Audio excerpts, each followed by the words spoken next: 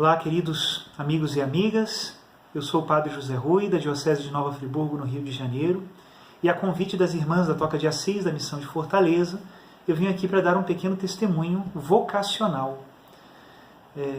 E sou muito grato às irmãs pelo convite, porque as coisas boas têm que ser ditas, né? E a melhor coisa que aconteceu na minha vida, sem dúvida nenhuma, foi o chamado de Deus. Deus me chamou. Me chamou para que eu pudesse servi-lo, né? Eu venho de uma família católica, desde sempre, né? Nasci num berço católico. Minha casa materna, paterna, é ao lado da igreja, então minha infância sempre transcorreu nesse ambiente católico, né?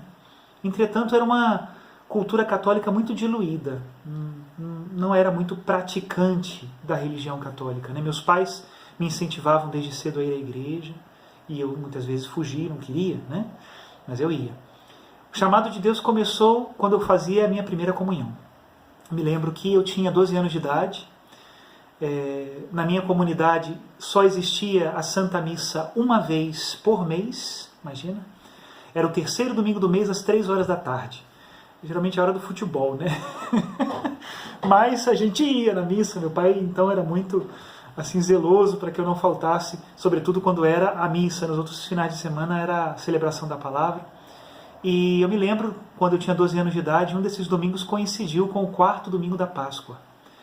E o padre, é o domingo do Bom Pastor, e o padre ele fez uma homilia vocacional, direcionada para isso. Eu me lembro que eu não prestei atenção na homilia. Nada do que o padre disse ficou na minha memória. Eu não me lembro de uma palavra, absolutamente. Entretanto, depois de terminada a homilia, quando o padre preparava as ofertas do altar, aconteceu uma coisa que para mim foi a primeira vez, nunca tinha acontecido. Enquanto o padre arrumava o corporal, estendia o corporal. Me lembro dessa cena como se fosse hoje, né? Quando ele estendia o corporal sobre o altar lá da minha capela, eu falei, meu Deus, que coisa mais linda, né? Foi a coisa mais bonita que eu tinha visto, né? E me veio uma pergunta: por que você não pode fazer o mesmo?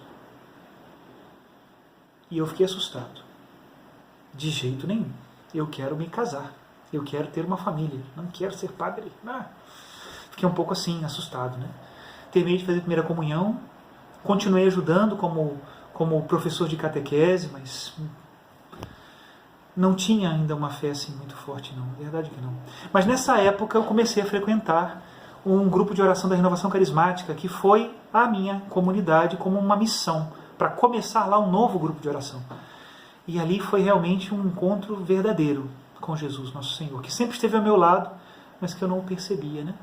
O amor à Santa Missa, o amor à confissão sacramental, o desejo de Deus. Foi um tempo que, graças a Deus, eu cresci muito na vida de oração e na leitura das coisas de Deus, sobretudo as obras dos santos, né? A primeira obra que eu li foi o Diário de Santa Faustina, depois o Tratado da Verdadeira Devoção à Santíssima Virgem, e tudo que aparecia interessante, né? Eu lia Padre Léo, Padre Jonas, as pregações dos sacerdotes na televisão. Naquela época também estava começando a TV Canção Nova. Isso tudo me apaixonava, né? Eu tinha mais ou menos por volta dos 15 anos de idade nesse grande encontro. E eu namorava. Eu tinha uma namorada, uma coisa que eu acho que talvez não fosse muito séria, mas para mim era sério, né? E eu entendi que eu tinha que seguir um outro caminho. Eu me lembro que um dia eu estava diante do Santíssimo Sacramento, na capela do Santíssimo da minha comunidade, e eu dizia, Senhor, o Senhor tem que fazer alguma coisa, né? Aqui só tem missa uma vez por mês, Jesus. Terceiro domingo do mês, às 3 horas da tarde, uma judiação.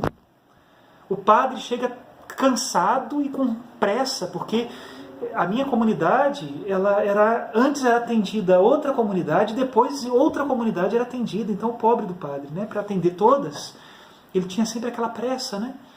E às vezes a gente não conseguia se confessar. Eu tinha uma vergonha de me confessar, mas sabia que precisava, né? E eu dizia, Jesus, isso não pode ser. Tem que ter mais padre. Tem que ter mais padre para celebrar a missa, para atender confissão, né? Para que as comunidades sejam melhor atendidas, né?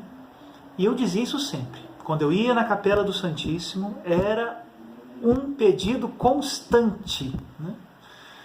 E de repente eu comecei a entender, né? Falei, eu estou pedindo a Jesus sacerdotes, né? Quem sabe sou eu, né? e foi isso, né? Aos 17 eu já estava no seminário diocesano. Terminei o seminário quando tinha 24 anos, fui ordenado diácono. Aos 26 fui ordenado sacerdote e hoje tenho 35. E a alegria da minha vida é levantar o cálice da minha salvação, né?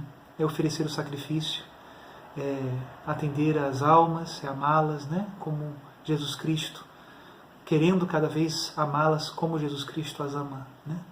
Esse é o objetivo do meu coração e a minha grande alegria. O primeiro momento, quando eu contei para minha família que eu ia para o seminário, sempre é uma resistência, né? Ninguém, eu acho que pensa assim para o filho como um sonho de consumo que ele seja sacerdote. Eu acredito. E a minha família ficou um pouco resistente. Eu achei que a minha mãe me apoiaria mais, mas minha mãe ficou muito resistente. Ela falou, meu filho, você está ficando doido, né? E bom, mas também não me impediu, não foi uma barreira para mim. O meu pai, eu tive muito medo de dizer para o meu pai que a minha vocação era essa. Entretanto, quando eu disse ao meu pai, ele me apoiou. Ele disse, não, vai lá, vai lá. E se você se arrepender, volta para casa. Foi isso que ele me disse, né? Muita gente não acreditou em mim. Muita gente me disse assim, olha, te dou 3 meses, com 3 meses você volta. E eu estou aqui, né? Não voltei. E é isso, é a alegria da minha vida. O que eu diria hoje para um jovem que pensa em ser sacerdote? Seja generoso e não tenha medo. O grande problema da nossa sociedade hoje é falta de generosidade. As pessoas são muito egoístas. Cada um pensa na sua própria vida, no seu próprio conforto, no seu próprio prazer. E achando que desse jeito ganha vida, na verdade perde. Porque a vida não se retém, não dá para fazer pause na sua existência. Sua vida passa, olha, e é um filme contínuo, hein? Cada minuto que passa é um minuto a menos. E a mais, se você oferece a Deus. Mas é um minuto a menos nesta terra. Então a sua vida só tem sentido se ela for dom. Se você não doar a sua vida, é a areia que o vento leva. Mas se você doa a sua vida, então você encontra a semente de eternidade que Deus plantou nela. Eu encontrei a minha. Muitas pessoas encontram no matrimônio, na vida religiosa. Eu encontrei no sacerdócio diocesano. Você quer achar um padre feliz? Pode me procurar. Que Deus abençoe a todos, que esse testemunho vocacional chegue ao coração daqueles que, como eu, vivi há um tempo atrás, as minhas dúvidas vocacionais, que chegue também àqueles que hoje têm as suas dúvidas.